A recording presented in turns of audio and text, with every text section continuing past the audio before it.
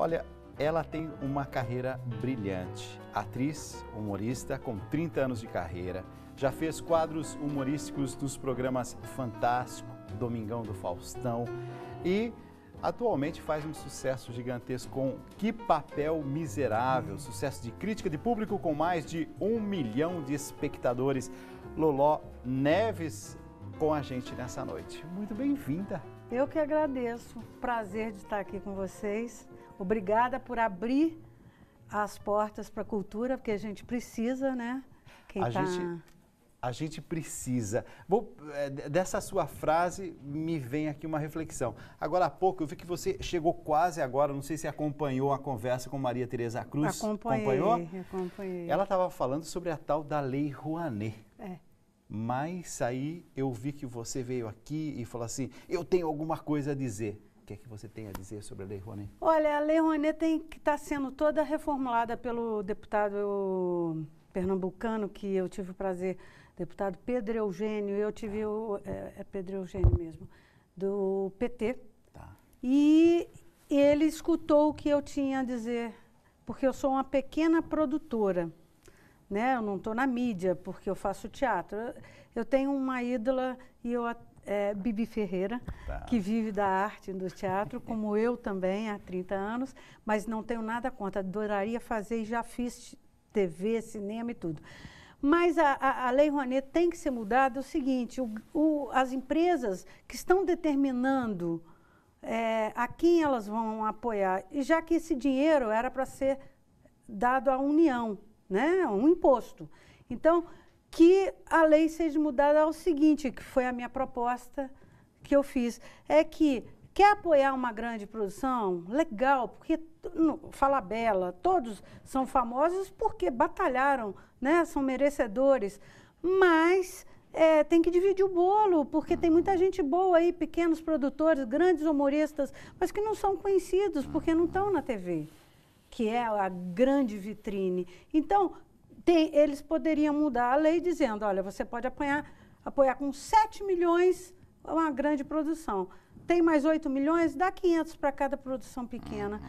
Você estaria lançando, como o Chico Anísio fez. O Chico Anísio foi o nosso mestre no humor, porque ele, na escolinha, quanta gente ele lançou? Sim. Hoje você não vê a oportunidade que ele dava aos novos e aos que já estavam envelhecendo, ele botava na escolinha.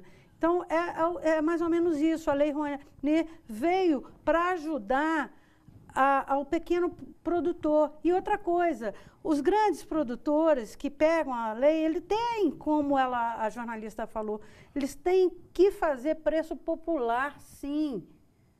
Porque é um absurdo um grupo, um circo de Soleil vir pegar a Lei Rouanet para pagar os custos dele, se até quem trabalha na cantina deles é voluntário. Pelo amor de Deus. E desde quando o ingresso mais barato é R$100? Como? A lei foi feita para que o pequeno, as pessoas que não têm acesso à cultura tenham. Tem algumas verdades que são um pouco inconvenientes, sim, ou elas incomodam, né? O que você está fazendo aqui é uma grande prestação de serviço. Sim. Quer dizer, você está tocando uma ferida e está dizendo assim, olha, eu sou desse meio, eu sei das dificuldades, mas ao mesmo tempo o bolo precisa ser redistribuído, melhor distribuído. Porque vai ser lançado gente que tão boa quanto os grandes produtores. 30 anos de carreira. E eu te vejo assim, falando e ao mesmo tempo pensando, não é só uma questão de vivo da arte, olha que beleza. Não, tem ali o concreto do dia a dia, as dificuldades a serem enfrentadas. Como é que a gente sustenta esse projeto, é isso? Querido, a minha profissão é um ofício como outra qualquer. Eu só levo uma vantagem, porque eu faço humor, então eu me divirto naquilo que eu faço. Então eu ganho dinheiro e me divirto. Mas é uma luta, porque eu estudei no tablado com a Maria Clara Machado e ela falou, você leva uma vantagem muito grande, Loló, porque você escreve, dirige, produz e quer aprender o que está atrás nos bastidores. E é o que eu fiz. Mas é difícil. É uma profissão muito difícil.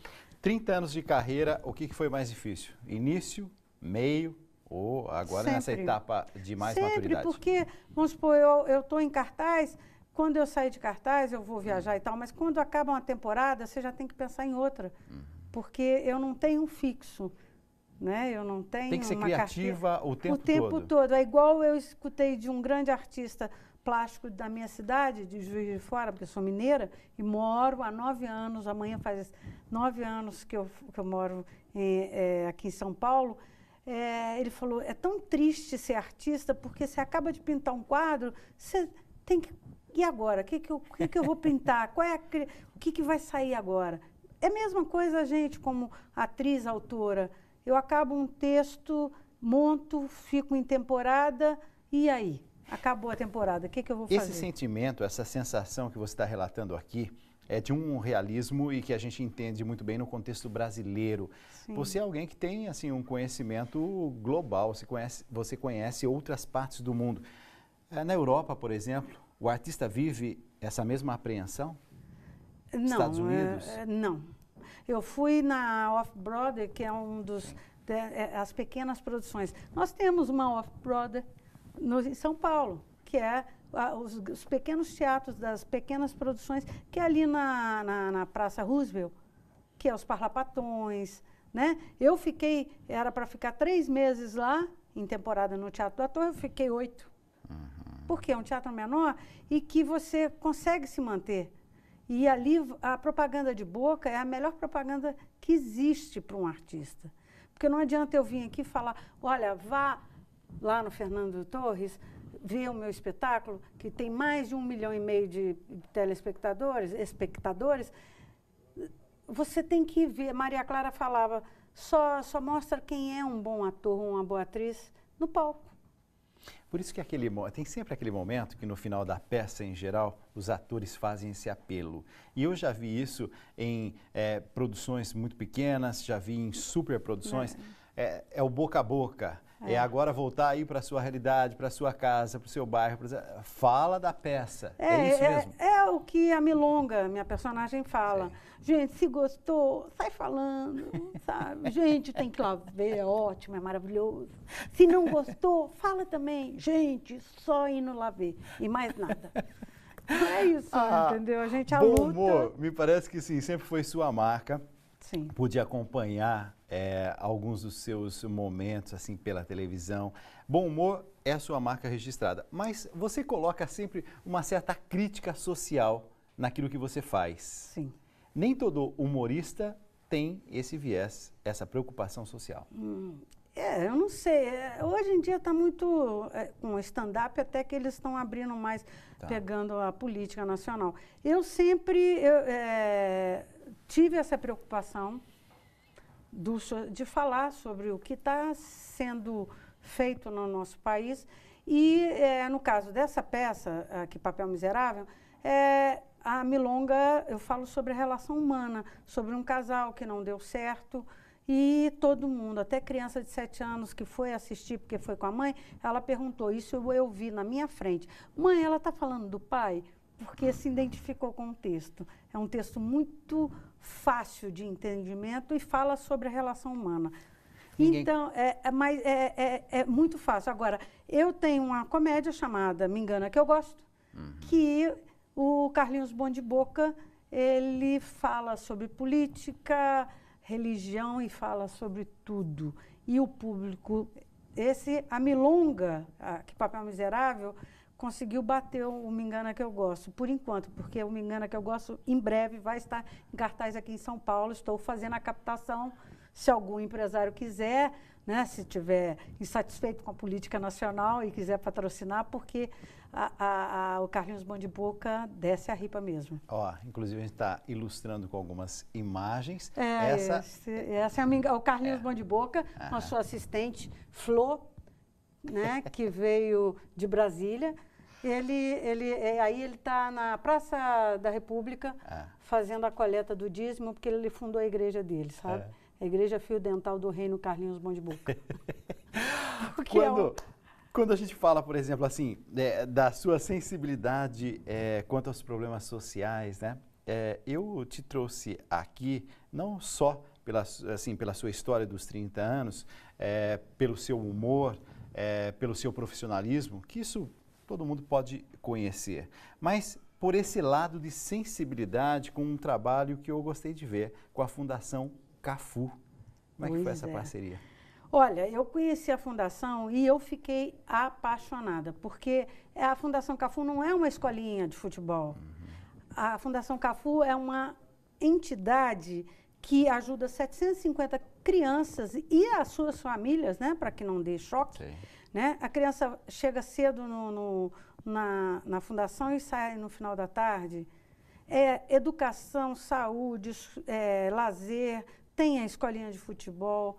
O CAFU é um campeão, um pentacampeão mundial, um capitão da nossa seleção brasileira, de uma humildade, mas de uma força, que quando eu conheci e vi, a única coisa que eu tenho para dar, eu não tenho dinheiro.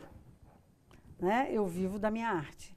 Mas a única coisa que eu tenho para dar é a minha arte. Então, eu fiz uma proposta para ele e ele topou. Parte da minha bilheteria durante toda a minha temporada é doada à Fundação para ajudar as crianças e ajudar a Fundação. Ele foi quinta-feira agora, bombou a peça, as pessoas ficaram enlouquecidas, todo mundo querendo tirar foto com ele. Ele é uma pessoa carismática, humilde, e ele não, sabe, não tem vergonha da origem dele. O Jardim Irene, ele fala com orgulho, e as crianças de lá, e eu acho que todos nós temos ele como aquela cena dele levantar a taça, sim, de dizer 100% Jardim Irene, e Ângela, eu te amo, eu achei lindo, falei com ele, ali você já me conquistou. E ele é um homem que não está, como eu vou te dizer, ele me inspira muito porque ele é como eu, ele quer fazer para o próximo. Tem um amor ali, uma paixão. Tem. As palavras de CAFU, vamos lá. Gente, vamos ao teatro, vamos ver a peça Que Papel Miserável, dia 5 de março, já vai estar em cartaz lá no teatro, no Tatuapé. Venham, que além de dar risada, se divertir, ver a Loló, que é fantástica, vocês vão estar ajudando a Fundação CAFU.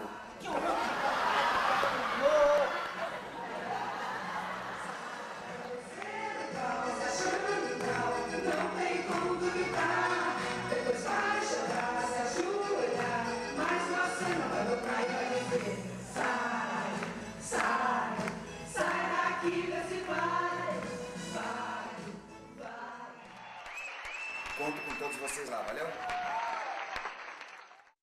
Esperava, por exemplo, ter no seu currículo mais de 1,5 milhão de pessoas que foram te ver, que foram curtir sua peça, que hoje falam, eu assisti, eu vi, contam para os outros. Você esperava isso um dia?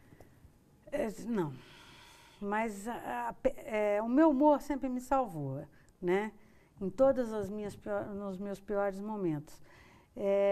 Essa peça foi escrita num momento difícil da minha vida, que foi a perda da minha mãe.